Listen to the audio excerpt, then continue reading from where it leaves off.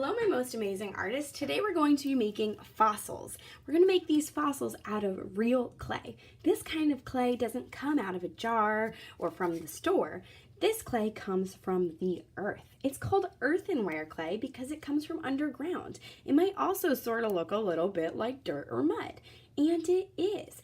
Except for Miss Q didn't go dig up this by herself deep down in the dirt. I did have some help from an art supply company that went down with a big machine and got all the squishy clay out of the earth. So it comes from underground.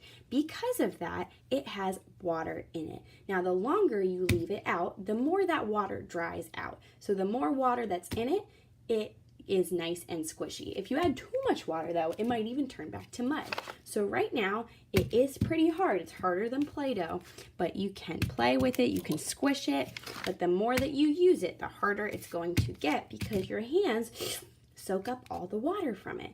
So we might have to give it another spray if it gets too dry for you. But today you're gonna have a clay mat.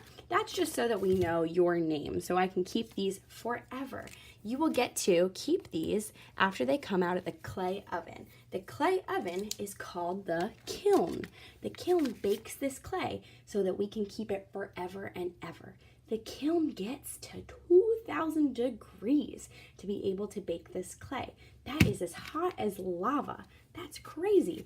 So I'm gonna go ahead and kind of squish it down. We might sound like a drum line in here today, squishing it a little bit. After I squish it to get it nice and like a circle to make my fossil, it doesn't have to be perfect, just as long as I squish it like a pancake. The only thing is it can't be any thinner than a cookie. It's got to be cookie sized or it won't bake or dry in the kiln. It's got to have time to dry before our art show. So we want to make it as thick as a cookie. So just like that, you can pound it out. When you're pounding it out, use the palm of your hand to press down. You don't even have to hit so hard if you're just pressing down with your hand. Now you're going to have a lot of different options to make your fossil on your table. There are all different types of reptiles, of bugs, of dinosaurs. So you think about what kind of fossil you want to make. A fossil shows that that animal or that bug was there before in the past. And this actually is kind of how real fossils were made because this comes from the earth and the dirt.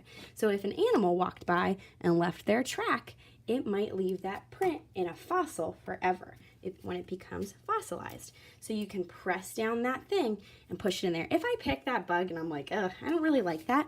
Well, good thing about clay is I can squish it back together and you can't make mistakes out of clay. You can always try again. So if I don't like that one, maybe I'll pick a different one. And when I pick it, I'm gonna press it in. I press all of it in to get a print. So I'm going to press in every little part, pressing on the bug or whatever it is I chose, and peel it out, and I have a picture of that same thing. Now, if you're choosing a dinosaur, I would suggest just doing the feet. Maybe you want to do dinosaur tracks to show that it was there.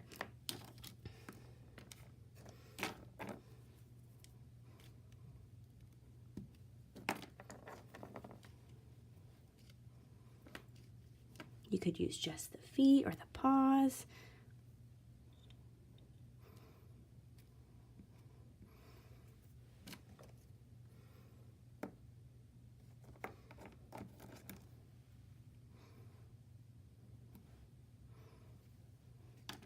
Awesome. Now this fossil, we'll be able to keep it forever. I want to make sure that you love it. So make sure that you have a few different prints. You could just do one bug if you want to just put it right in the middle, or if you want to have a lot of different things that got fossilized in there, you could try a few different ones. But remember, you can always use your thumb to smooth it over if you want to try again. All right, artists, have fun today. By the way, it is messy. We'll have to wash our hands after we're done. All right.